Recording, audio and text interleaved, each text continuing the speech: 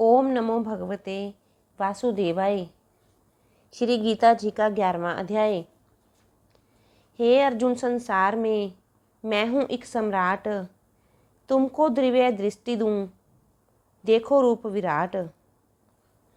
सूर्य चंद्र दो नेत्र हैं, सिर मेरा आकाश, ब्रह्मा दिख मुझ में सभी, करते वेद प्रकाश। सब योद्धा मारे होवे, मेरे मुख के माही, देना चाहूं यश तुझे, तुम मत करियो नाही।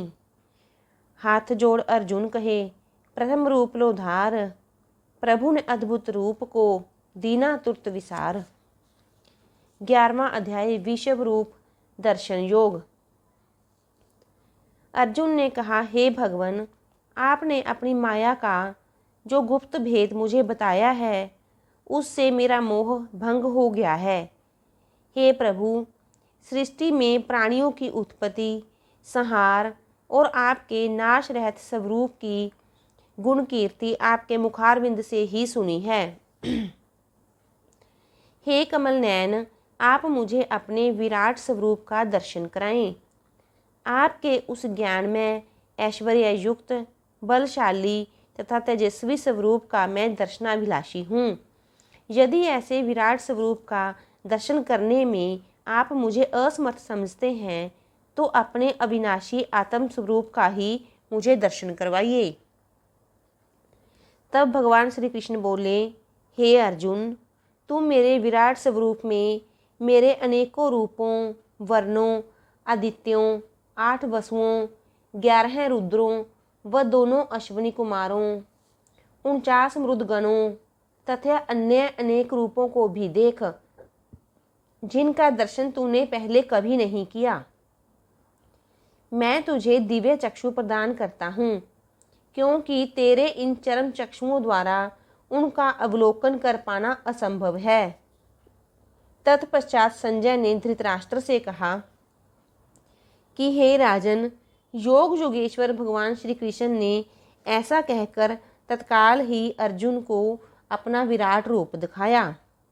अनेक मुख और नेत्रों से युक्त तथा अद्भुत दर्शनों वाले बहुत से दिव्य आभूषणों से अलंकृत, दिव्य शास्त्रों को हाथ में उठाए हुए, दिव्य माला और वस्त्रों को धारण किए हुए, दिव्य गंध का अनुलेपन किए हुए एवं सभी प्रकार के आश्चर्यों से युक्त सीमा रहित उस विराट रूप को सव्यसाची अर्जुन ने देखा। हे राजन, आकाश में हजारों सूर्यों के एक साथ उदय होने से जो प्रकाश उत्पन्न होगा, वह भी उस विश्व रूप परमात्मा के प्रकाश के सामने नहीं हो सकेगा। अर्जुन ने उस समय अनेक प्रकार से विभक्त संपूर्ण जगत को आश्चर्यचकित होकर भगवान श्री कृष्ण के शरीर में एक जगह स्थित देखा। वह उस विश्व रूप परमात्मा को श्रद्धा भक्ति सहित नत होकर हाथ जोड़कर बोला, हे परमेश्वर, आपके शरीर में संपूर्ण देवों, अनेक भूतों के समुदायों, कमल के आसन पर विराजमान ब्रह्मा, महादेव, संपूर्ण ऋषियों तथा दिव्य सर्पों को देख रहा हूँ। हे जगत के पालन करता, आपके अनेक हाथ, पैर, मुख और नेत्र सभी ओर से अनंत रूप वाले हैं। हे परमात्मन, आपको मैं मुकुट युक्त, गदा युक्त और चक्र युक्त देख रहा हूँ। आप सभी ओर से प्रकाशमान, तेजपुंज, प्रज्वलित अग्नि, सूर्य के सदृश ज्योति युक्त, अति गहन तथा अप्रमेय स्वरूप हैं। इसलिए हे भगवान, आप ही जानने योग्य पर ब्रह्म परमात्मा हैं। आप ही इस जगत के परम आश्रय, अनादि, धर्म के रक्षक और अविनाशी सनातन पुरुष हैं। हे भगवान, स्वर्ग और पृथ्वी के बीच का संपूर्ण आकाश एवं सभी दिशाएं केवल आप से ही परिपूर्ण हैं।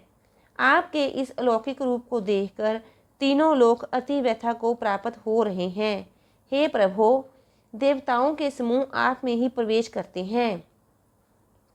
कई देवता भयभीत होकर हाथ जोड़ खड़े हुए आपके नाम और गुणों का उच्चारण करते हैं।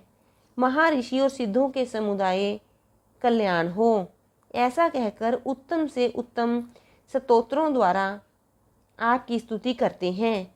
हे गोविंद, 11 रुद्र, 12 आदित्य, 8 वसु, साध्यगण विश्वदेव, अश्विनी कुमार, मृदगण पितरों के समुदाय तथा गंधर्व, यक्ष, राक्षस और सिद्धगणों के समुदाय विस्मित नेत्रों से आपको देखते हैं। हे भगवान, आप अनेक मुख, नेत्र, हाथ, जंघा, पैरों और उदरों वाले हैं। आपकी दाढ़ें बड़ी विकराल हैं। आपके इस भयावह रूप को देखकर सभी के साथ मैं भी भयभीत हो रहा हूँ, क्योंकि आपका यह रूप आकाश को छूता हुआ, अनेक रूपों वाला, विस्तृत मुख वाला तथा प्रज्वलित नेत्रों वाला है। आपके इस रूप को देखकर चित्त को किसी भी प्रकार से शांति प्राप्त नहीं हो रही है। भयंकर दाढ़ों व प्रलय अग्नि सदृश प्रज्वलित मुख को देखकर मैं दिग्भ्रमित हो गया हूँ। मुझे दिशा का ज्ञान का बोध नहीं हो रहा है। हे गोविंद, आपके इस विराट रूप से मैं तृप्त हो गया हूँ। अब आप शीघ्र ही प्रसन्न हो जाइए। हे प्रभु, आपके इस रूप में मुझे धृतराष्ट्र के पुत्र और सहयोगी राजा आपके मुख में प्रविष्ट होते दिख रहे हैं। भीष्म पितामह, द्रोणाचार्य, कर्ण व हमारे पक्ष के अनेक प्रमुख योद्धागण भी आपके इस विराट रूप के मुख में समाते दिखाई पड़ रहे हैं। अनेक योद्धागण आपके दांतों के मध्य चूर्णावस्था में दिख रहे हैं। हे भगवान, अनेक वीर आपके मुख में इस तरह समाते दिख रहे हैं जिस तरह अनेक नदियाँ वेगवती धारा के साथ समुद्र में समा जाती हैं। जैसे पतंगे मोह के वश होकर नष्ट होने के लिए प्रज्वलित अग्नि में अति वेग से प्रवेश करते हैं, वैसे ही यह सब लोग भी अपने सर्वनाश के लिए आपके मुखों में अति वेग युक्त होकर प्रवेश करते दिख रहे हैं। हे परमेश्वर, आप उन संपूर्ण लोकों को प्रज्वलित मुखों द्वारा ग्रसते सभी ओर से चाट रहे हैं। आपका उग्र प्रकाश संपूर्ण जगत को अपने तेज के द्वारा परिपूर्ण करके तपायमान करता है। हे प्रभु, कृपया करके मुझे बतलाइए कि आप उग्र रूप वाले कौन हैं। हे देवाधिदेव, आपको मेरा नमस्कार है। मैं आपको तत्व से जानना चाहता हूँ, क्योंकि आपकी प्रवृत्ति को मैं नहीं जानता। अर्जुन के पूछने पर भगवान बोले कि हे अर्जुन, मैं लोगों का नाश करने वाला बड़ा हुआ महाकाल हूँ। इस समय इन लोगों को नष्ट करने के लिए प्रवृत्त हुआ हूँ। प्रतिपक्षियों के सेना में जो योद्धा हैं, वे सब तेरे द्वारा युद्ध न करने पर भी मृत्यु को प्राप्त होंगे। इसलिए हे कौन्तेय, तू युद्ध के लिए खड़ा हो जा।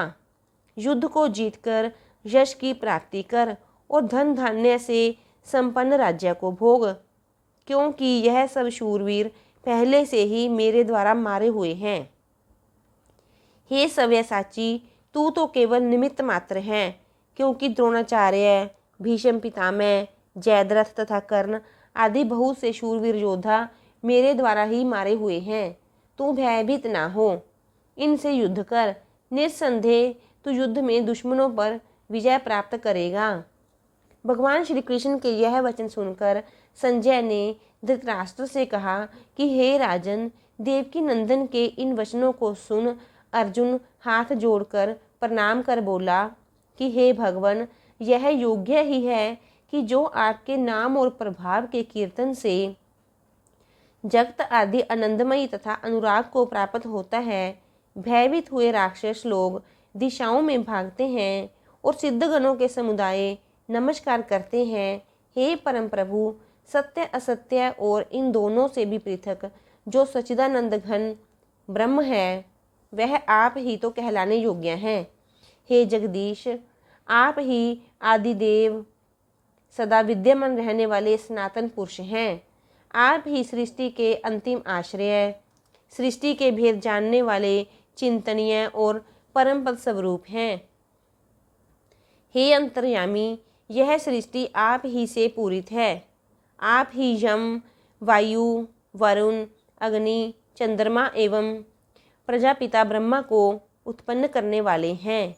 हे दीनानाथ, आपको बारंबार नमस्कार है, नमस्कार है। हे अनंत शक्ति से संपन्न स्वामी, आपको सभी ओर से नमस्कार है, क्योंकि आप ही सर्वस्व हैं। हे भगवान, अब तक मैं आपकी महिमा से अनभिज्ञ था।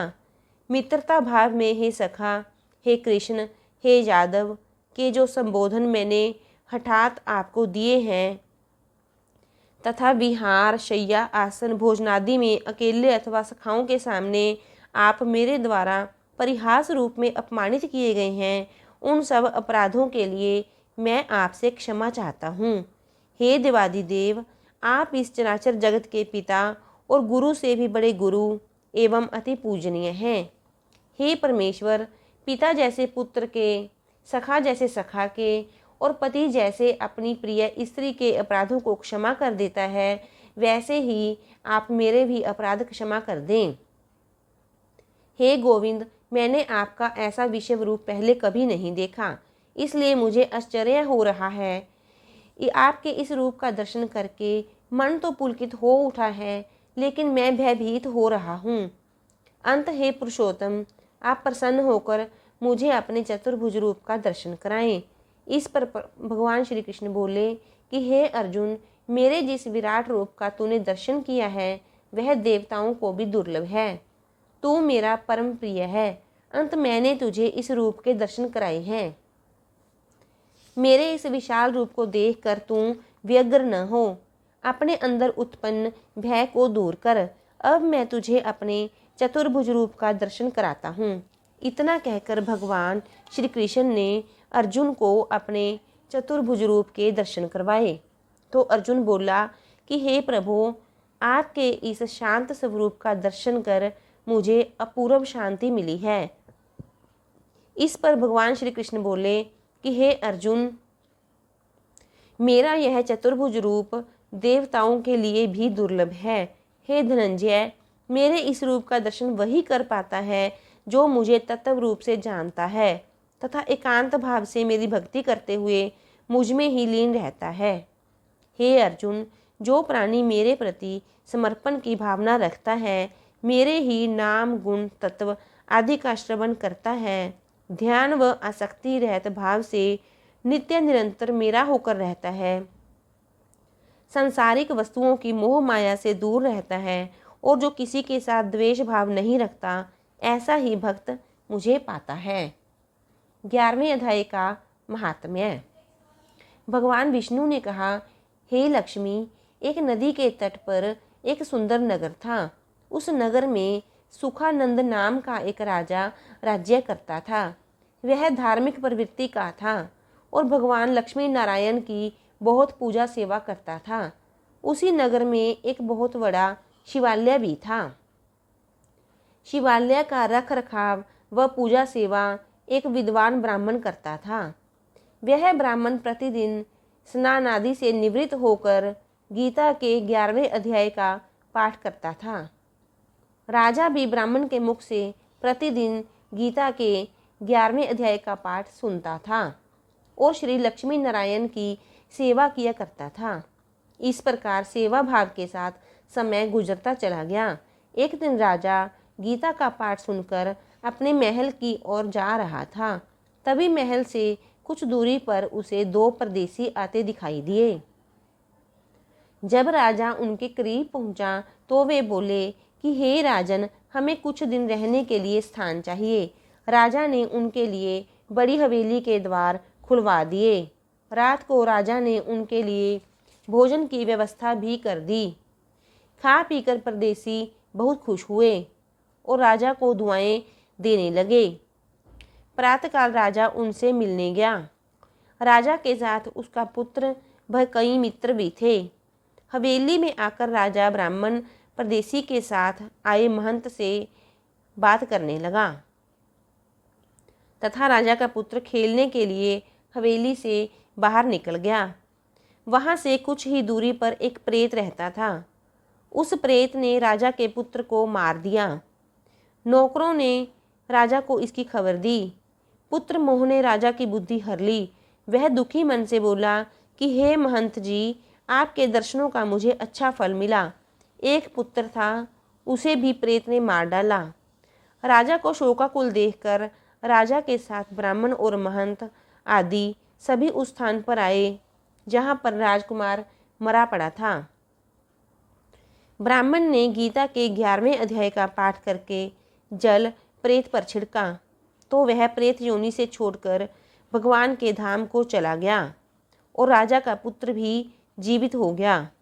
भगवान विष्णु बोले कि हे लक्ष्मी, गीता के 11वें अध्याय का इतना अधिक प्रभाव है।